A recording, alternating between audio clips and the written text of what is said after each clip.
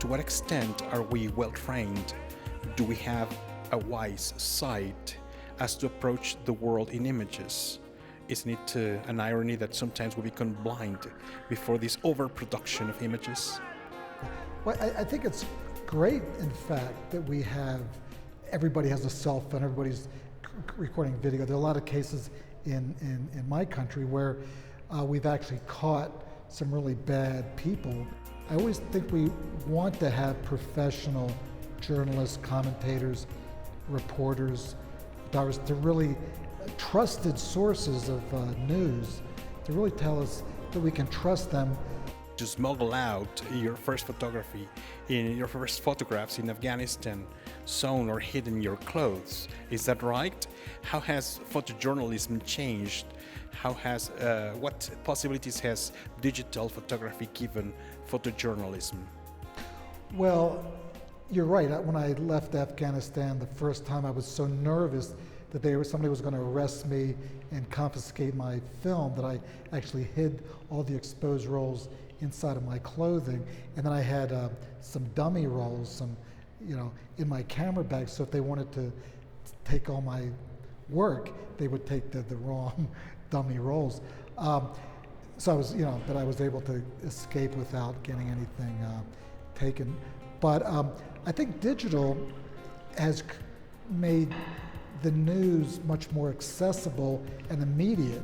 We can email pictures back to a magazine or newspaper in a matter of minutes, and as we can with video, and our work can be seen within minutes of having taken the picture. So in the old days, it may be weeks or days before you could get your work published. Portrait photographing a personality, trying to get under their skin, trying to get something to reveal something about their personality. To me, I'm always looking for someone on the street that has some kind of an incredible face, somebody who has a look that you just can't forget. And I want to ask those people, can I photograph you because I find you so compelling and so interesting and so kind of, spectacular. How do you approach the use of color? We are watching a photograph which has a high contrast between green and red, these men. How do you approach that use of color?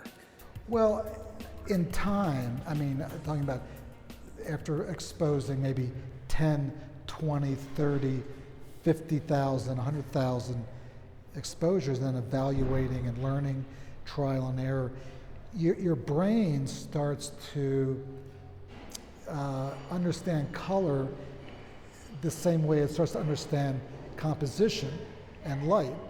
It's just in your computer, and it's just automatic. You see relationships in color, and you don't really consciously think about it. It's just these things just sort of happen. And I've never really been particularly interested in color photography for its own sake. To me, the high ground, the thing I'm really searching for are interesting human stories. And the color is really incidental to that story.